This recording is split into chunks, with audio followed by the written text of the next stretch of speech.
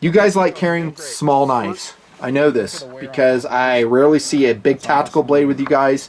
I very rarely see, actually I can't even remember last time it was, see a pairing like I do of an EDC blade. Today for me it was a Dragonfly. And a tactical blade. Today for me it was the Microtech Drop Point Scarab. Discontinued, by the way.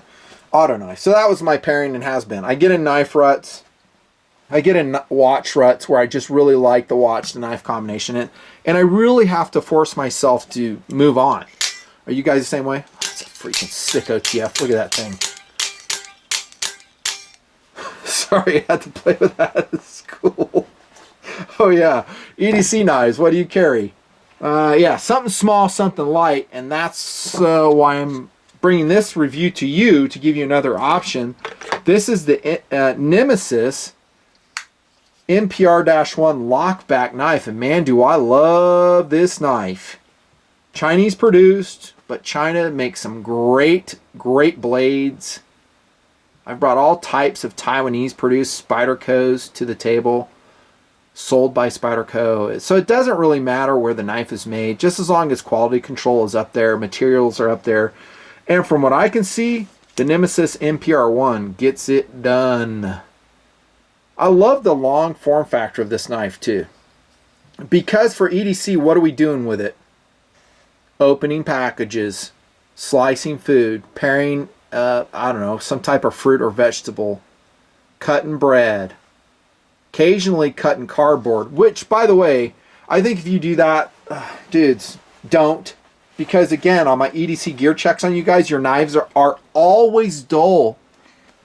I met this super cool couple on a gear check, and by the way, the SD card died, so I couldn't post their gear check. They did great. Great couple, cute couple, but the dude's knife, I'm trying to remember his name, was so dull. Oh my gosh, was it dull. And so I sharpened it up for him. I think it was a SOG, and shipped it back to him. I tweeted that out. You should subscribe to my Twitter feed. It doesn't cost you anything. Also join my Patreon. That might cost you something. Thanks to TNPers, who are my Patreon guys, by the way. Love you guys. Yeah, so the edge on that dude's knife, like all y'all's edges, was bad.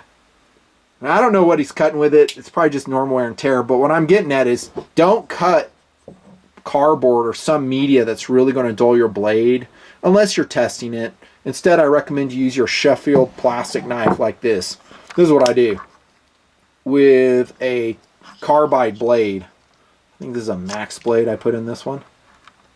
Yeah, carbide blade. This is what you cut with, and that way you don't have to waste time, you know, cutting your blade. I'm sorry, sharpening your blade. I hear what you guys are saying, like, yeah, but man, that's what a knife's for. I understand that, but it also takes time to sharpen a blade. I don't care about wear and tear. I think it's awesome. Makes your knife look awesome. I'm talking about time, and my time is short. We got lots to do, limited amount of time. Back to the shape of the blade, though. On the Nemesis MPR-1 lockback, NK-19 is the model number, by the way. Here's the box it came in. Thanks to Blade HQ for the loaner to review this knife. Link below. Sometimes I'll put a couple links in there for y'all. This is a spear point blade, 3.25 inches in length. And again, look at the shape. That is a useful shape, man. The thing I like about longer blades for EDC is the detail work you can do with them. So it has a sharp point, and by the way, the edge on this one is pretty decent. I wouldn't call it insanely sharp, but it's good. Where's some paper I can test it with? Always unprepared for this, but let's check it out. I don't even know how I'll do. Yeah, it's not great. So this is a factory edge. That's what I'm talking about. That edge geometry needs to be backed off a bit. I mean, if I give it some leverage, it'll do okay. So it's a really short grind on that. Don't know the angle for sure. But detail work, I mean, I can get into a lot of places with this type of blade for EDC tasks versus perhaps a leaf blade. So something shorter and stubbier like the Dragonfly, which I love. But it's a broader blade, and I've always said that in my reviews. And by the way, these two knives feature the same steel. They're both VG10. so highly rust resistant, but you will have to sharpen them, I don't know, maybe frequently, depending on if you're using it for cardboard cutting. It just depends. I think you can take these thumb studs out, and that's a good thing, because when you sharpen it, you have a nice flat here for like an Edge Pro Apex or something. And then you can, what I would do is I'd back that grind off a bit. Have I sharpened this this one, the Dragonfly? Yeah, I think that's wearing my edge right there. Probably got a nick in the blade there from a staple or something. That's the thing about VG10. It's not a super hard steel. It's kind of soft in my way of thinking and experience. Unsharpened swedge on the Nemesis MPR1.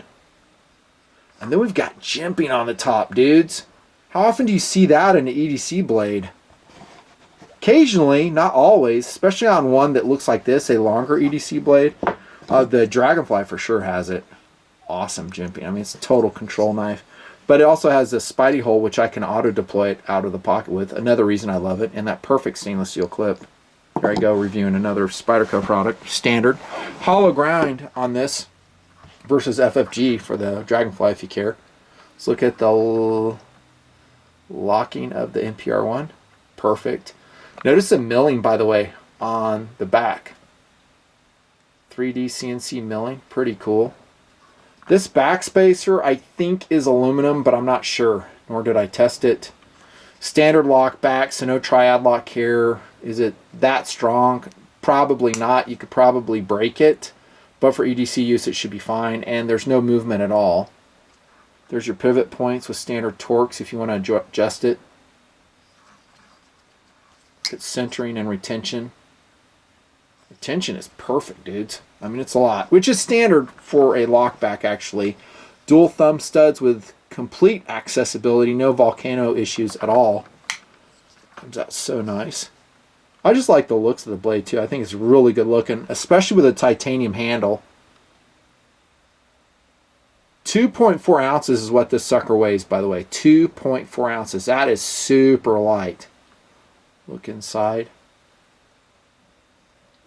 Now they've got a carry configuration which will put the tip down, but as you can see, you can reverse it, thank heavens. Although you're going to have some of it sticking out of your pocket, and it's 4-corner reversible. Another huge plus for the Nemesis MPR1 lockback. I like that clip too. I think it's cool. Super short, and we see kind of a trend in the last few years for manufacturers going with a super stubby clip. If it gets the job done, you know, good enough. That's what he said. I got it. I'm going to show you an auto knife, by the way, a very EDC-able and Hall of Famer here in TMP, and that's going to be the United States-produced Piranha Virus at 2 ounces. Oh, dudes, this knife is awesome. In speckled dark blue and black. Damn, that's a good-looking knife. Now, here we see a longer standard clip. I still haven't reprofiled this one. I think it's a little bit spoon-billed there, but I think the thinking is tactical pants. Auto knife. But it's really a great comparison against the Nemesis MPR because it's the same knife, basically.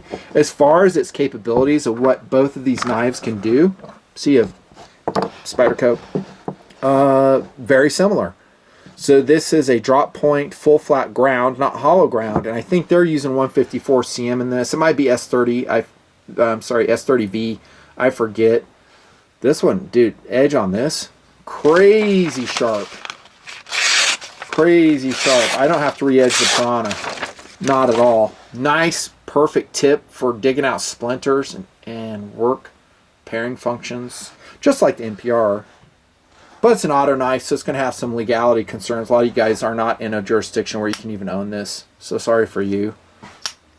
Super sick. Here I am playing with another auto knife again. I love the looks. This came in orange, all different colors. I'll put the link for the Virus below for Blade HQ. Nice Piranha logo there. And both these knives are basically weigh the same. So this is an aluminum handle, by the way, titanium handle, auto, lock back, 2.4 ounces, 2 ounces, but very similar. Between the two steels, which one would I prefer? That one. Even standard 154 I would take over VG10 these days. I would, just for sharpenability. But for the money that you'll pay, which by the way is $95 for this, It's very cool. I mean, it's one of the best EDC knives I've reviewed in a long time because it's practical and it's easy to carry, carries easily in the pocket. It's great looking, so it's going to give some pride of ownership. Total win. Great job from Nemesis Knives. See ya.